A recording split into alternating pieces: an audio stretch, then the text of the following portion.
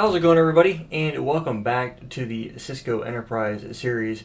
In this video, we're going to move our OSPF deployment from this, from this area right over here, and we are going to move forward with deploying it inside of this environment right here. Now, I'm going to start off with a simple Area 0 deployment on all these devices. So we're going to go through and get everything operationally configured and all that good stuff, with the intention of having a common point of OSPF landing, basically ending on the edge. Now, I don't have EIGRP currently deployed on router 58 or router 33 rather, over to R21 or R22. At least I don't think it is anyway. I didn't check those devices. Let me pull this up real quick just to double check. R33. I don't believe this is enabled. Show run section EIGRP. Yeah, that's what I thought. So EIGRP is not currently deployed over the DMVPN environment. So what we're going to go ahead and do is, on all these devices here, we're going to roll out OSPF in a single area with the intention of getting at least a basic operational design in place, and then we're going to go ahead and look at a multi-area design to see exactly what that would look like in terms of operations. So it'll basically be doing the same thing we did over here, except for we're doing it on a larger scale. And then we're going to add in areas so we can see what that would look like. So without any further ado, let's go ahead and begin this process. I'm going to start from the top and work our way down. So I'm going to grab Secure CRT.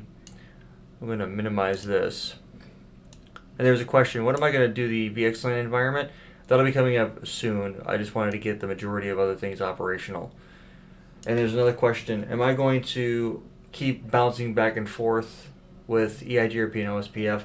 The answer is no. We've covered the majority of EIGRP up to this point, so there might be some DMVPN specific things that we're going to be taking a look at, but for the most part we're done with EIGRP. There's really not much more that we can demo on it. I'm sure there's a couple of obscure things that we could test out, but unless somebody brings up something and says, hey, I'm trying to do this particular thing, I have no real intentions of going back. We're going to keep EIGRP, or we're going to deploy OSPF in this environment, keep it there for the most part. There might be some scenarios where we talk about having a BGP core and then OSPF islands and talk about how that would come into play, but for the most part we're going to be moving forward with OSPF in the main HQ location. So I'm going to work my way numerically from left to right. So we're going to start on R25 because that's switch 7 technically is further. We are running EIGRP to a certain extent up to XR41, and I think switch 8 might have. Yeah, so I'm not too terribly worried about that. We're going to work our way up numerically, 7 and 8, then XR41, XS49, etc. So right now, if we were to come in here to do a show run pipe section EIGRP, we have our basic deployment. Now, at a previous point in time, we had passive interfaces and stub routing and all that good stuff going on, but all of that stuff has been covered at this point. So I'm going to go ahead, and we're going to go ahead and basically just turn EIGRP off. We're not looking to do a migration, so I'm going to type in no router EIGRP1, and I should be able to do the same thing on switch 8. So let's go over here to interface gig 1/1 and type in no negotiation auto, and duplex is full. So do show run section EIGRP. EIGRP is not running currently, which is fine. So I'm going to go on to switch 7. I'm going to do router OSPF 1, and like I said, this is all going to be one big area. So if I do show IP interface brief, and I have the 10 net everywhere.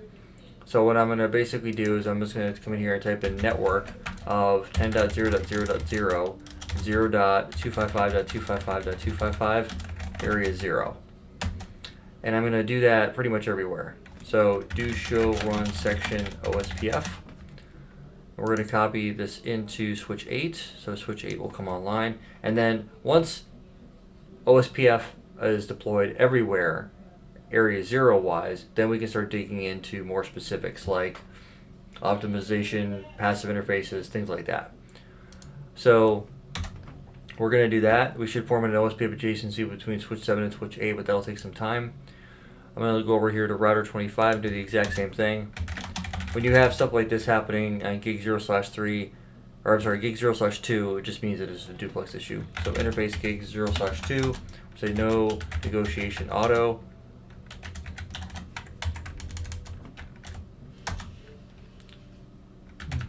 No negotiation.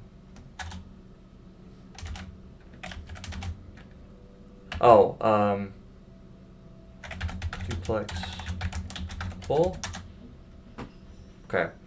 So we're going to go ahead and do show IP interface brief, and then we're just going to copy and paste that in. Same thing with router 57. Go ahead and verify the IP addressing. We're going to go ahead and paste that config in, and then we're going to go over to XR41. We'll log in as Rob and Cisco. We'll go to global config, do show run router EIGRP.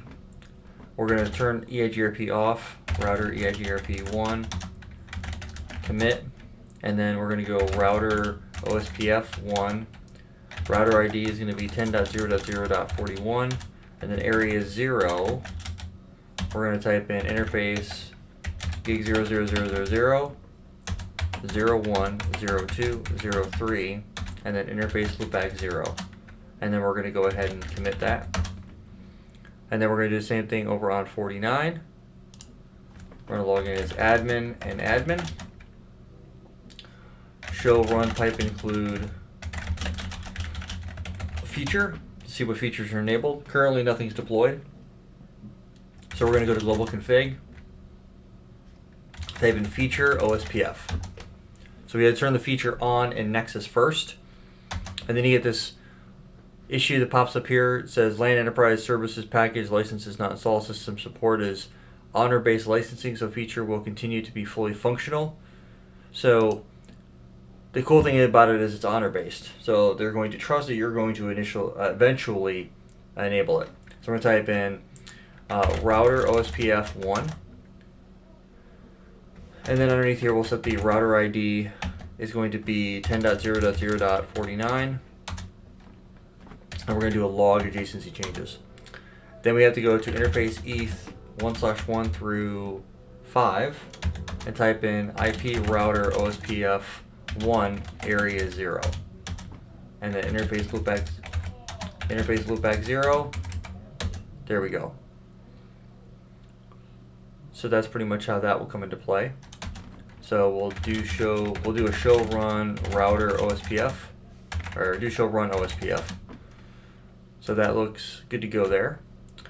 I'm going to go ahead and jump over to. I'll get these devices online as well. So we'll do basically the same thing. And on 50. We'll log in and do a admin. We'll do a show run pipe include feature. We see EIGRP is enabled. I'm going to turn on feature OSPF, and we should be able to type in no feature EIGRP, and it should turn off EIGRP completely. So that should take care of that process. 25, we should have adjacencies forming, which we do.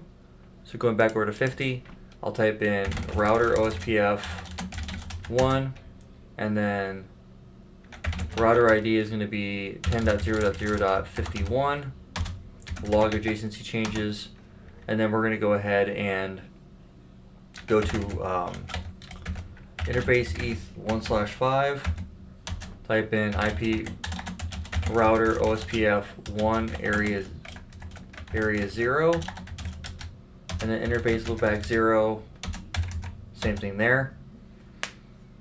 and then we'll type in show run OSPF, and I will basically just, well, I'll do the same config on 51. Now, because of the fact that Nexus doesn't do what iOS and iOS XE does with just a blanket network statement, if I want to enable OSPF on VLAN 20, I have to enable it underneath the VLAN SVI. So I'd have to go underneath and type in, interface VLAN 20 and then advertise the route. So I'll come back to that in a minute. We'll log in as into 51. Type in show run pipe include feature to see what's enabled. No feature EIGRP.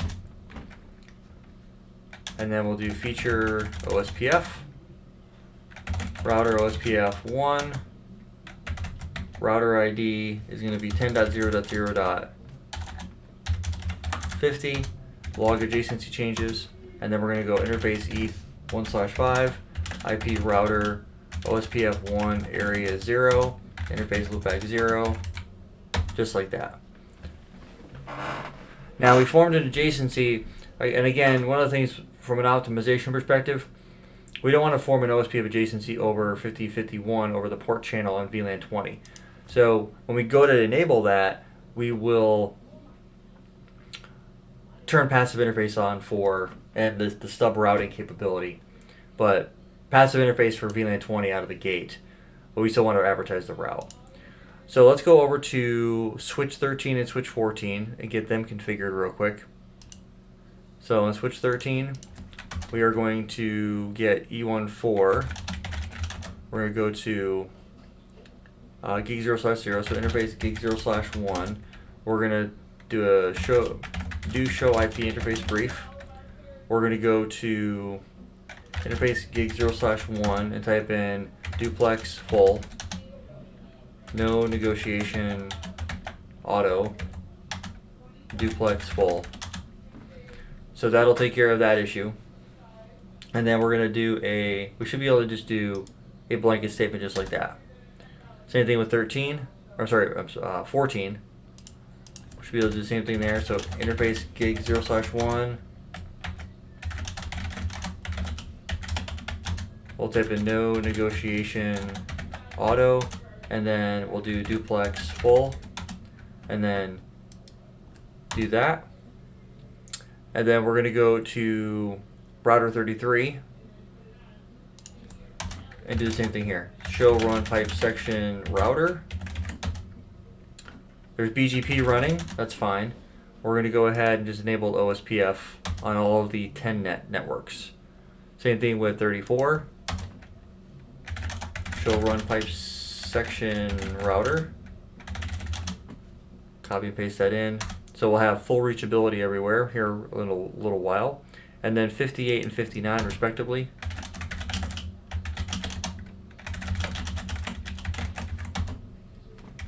And copy and paste that in. And then on 59 we'll do the exact same thing.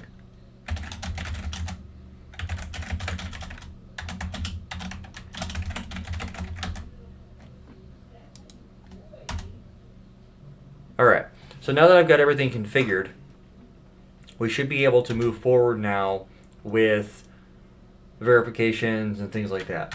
Now my goal here is to keep things relatively straightforward, right? So this would be a little bit bigger than what I would expect somebody that's like prepping for their CCNA to be seeing. This is more like a CCNP level implementation, things like that. Definitely not CCIE level. I definitely wouldn't consider it that. It's a little involved. And the reason why I say it that way, if we were to jump out of global config and do a show IP OSPF neighbor, we have one neighbor. If I was to do show IP route, we're going to have a bunch of OSPF routes, right? And this is what I would expect to see. This is internal routing. This looks correct to me. If I just upon initial view of the network, I'm square with what I see here. Now, because I'm square with what I see here, and I have a baseline, everybody's online, everything's configured correctly, and we have reachability, if I wanted to ping 10.0.0.51 sourcing from loopback 0, I should be able to ping. Why am I not able to ping that loopback address? Let me just double check on Nexus 51. Do show IP interface brief. Oh, I don't have a loopback. That would help. So we're going to go to interface loopback 0. IP address here will be 10.0.0.51/32. And then we're going to do the IP router command underneath of it. And I'll just go ahead and save that config while we're right here. Same thing with 50. We'll go ahead and save that config real quick. Now if I go back to 59 and I try that again, I can reach it. So now what I just did, even though I had zero intentions of troubleshooting, that was just a really quick example of what I mean.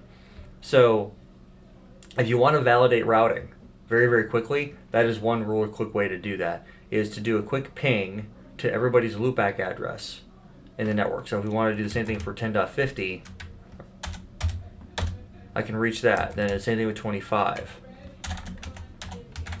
And the conception here, or the concept that I want to make sure that everybody understands, is assuming you haven't missed anything, you should be able to reach it. However, if you can't ping a loopback, then that means one of two things. Either one, you didn't enable OSPF on the loopback, or number two, there's no path to it. Now, the no path to it is more difficult to narrow down, but if it doesn't want to even respond, at least you can jump back to the box, make your config change, and you're in good shape.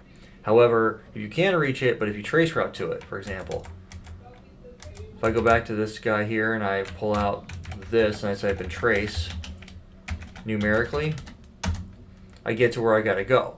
Now here's the kicker. Let's say that I was supposed to take this path right here. So I'm going from here to 14, 14 to 57, 57 to 25, 27 to 51. Or I'm sorry, 25 to 51, right? Now we're looking at the last IP in the octet, or the last octet in the address. If I took this path, for example, right? If I took 57 to 49 to 41 to 25, if I took that path instead of taking the direct path, that might tell me that there's a link that isn't enabled for OSPF. So the idea here is to do quick verification steps, and it isn't holistic, right? It doesn't cover all, it doesn't check every box that you might have to check with, but at least it's going to give you a real quick snapshot as to what's going on. So let me go ahead and give you an example of what I mean. If we went over to 25, and I was to go up here and type in router OSPF 1 and type in passive interface and specify gig 0/0. Okay, that's going to turn down OSPF. Okay, now if I go back to 59 and I hit the up arrow and I wanted to ping to 51, I'm still going to be able to ping it, right? However, if I try to trace to it, I'm going to take a roundabout path. So I'm taking 14 to 57, 57 to 49, 49 to 41, 41 to 25, 25 to 51. So I'm taking this path. Right, I still get there, right? But the more optimal path is to take this guy, is to go this way. So that's a really, really quick way for you to validate, is my internal routing working correctly? Is it going the way that I expect it to? If it is, great. If it's not, troubleshoot it. So this is something that I did in the lab exam, just a quick verification step. Can I trace route from point A to point B? Boom. I do this on a regular basis when I'm working in customer environments as well. Do I have end-to-end reachability? Great. End-to-end reachability is one half of the verification process. The other half is, am I taking the correct path? If I'm not, then that's when you need to start digging into the problem. So that's why I show you what I'm showing you, because it can save you time if you're not paying attention to it. Maybe you missed a step. Maybe you didn't realize something was configured already there, or whatever the case might be. There might be one of 100 different things that you forgot to do. But now we go back to 25 and I type in no passive interface gig 0/0. Right, let's say we enabled, this was the command enabled, so now we have to, there's really no way of turning on, to enable a there's really no way of disabling a passive interface after it's been turned on. Now you do have the passive interface default command, right, which turns off OSPF on every interface, right, and then you can selectively enable OSPF where you want it to be. So they might get you in a caveat here where they say, we'll say for the sake of argument, we take down all of our OSPF adjacencies, and then we can type in no passive interface. We'll say gig 0/2, gig 0/3, and gig 0/1, right? So we enable OSPF back on those links, right? So we bring those interfaces back online, right?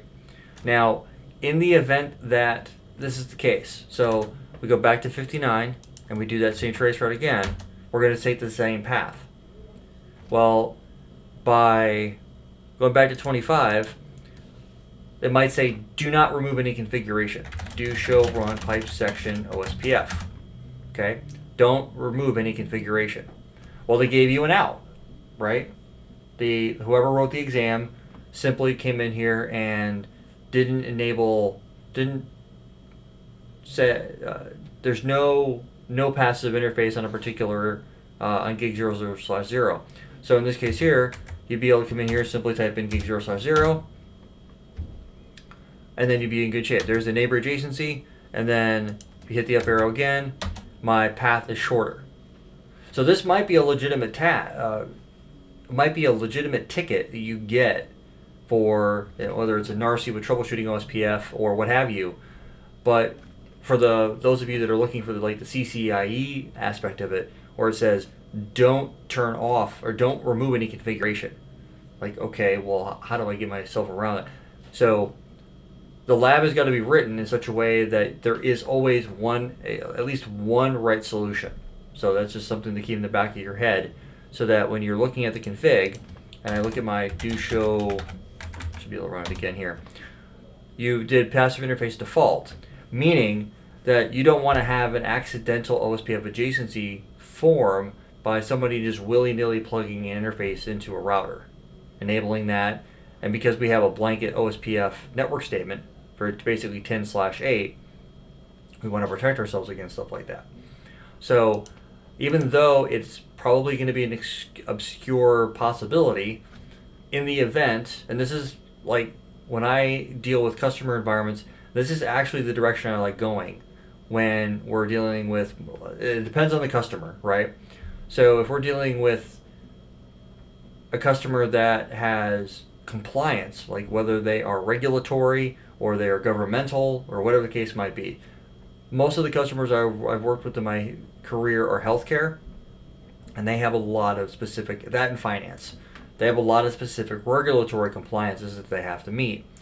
So if they get audited, you want to be able to basically reassure the customer by saying, it doesn't matter if somebody goes in here and configures a new interface and then plugs an interface into that port, it's not going to matter, because passive interface default is enabled. They literally have to turn off passive interface, and if they don't have the ability of going into the config, like they can't go to config T, and they don't have config access level through TACACS and AAA, they're not going to be able to apply configuration.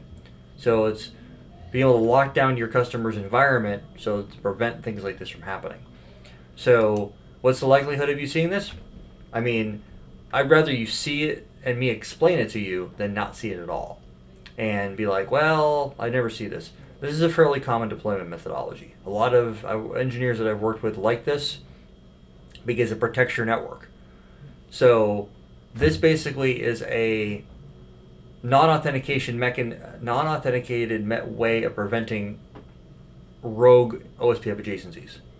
So I don't have to deploy authentication in order to make this reality. So I can, you're not going to be able to plug in a link between, say, N50 and R25, IP address in some 10 network, and then OSPF is going to form up. It won't, because passive interface default is turned on, and you had to selectively turn off the interfaces that you do want to run OSPF on.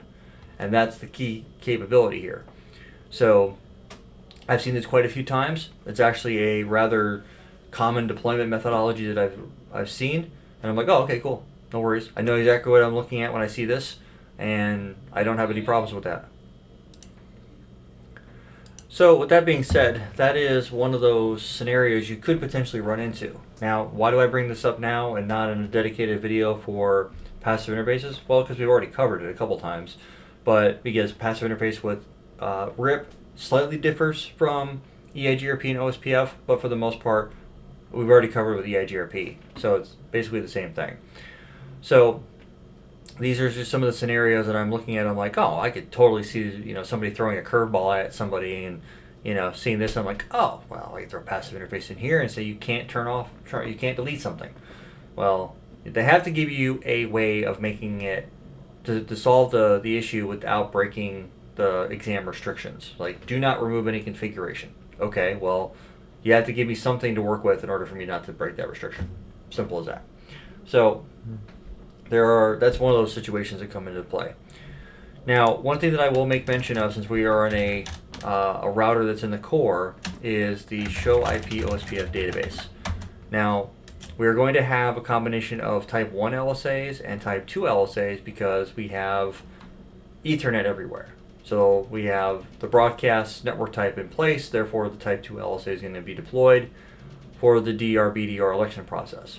We will eventually go through and change this to be point-to-point everywhere, because in the network core, I always do point-to-point. I never mess with broadcast, and we'll talk about that in an upcoming video. But I want to keep this one relatively short because of the fact that it's, we're going to be digging into a lot of individual features and capabilities and stuff like that, so I didn't want to waste a ton of time in those areas. So with that being said, that is it for this video. We are going to be looking at a lot of individual features for OSPF because it's got a lot more bells and whistles to play with. We definitely have to keep in mind the hierarchy and the architecture of how OSPF works. So with that being said, I want to thank everybody for stopping by and hanging out with me in this video, and until next time, guys, take it easy.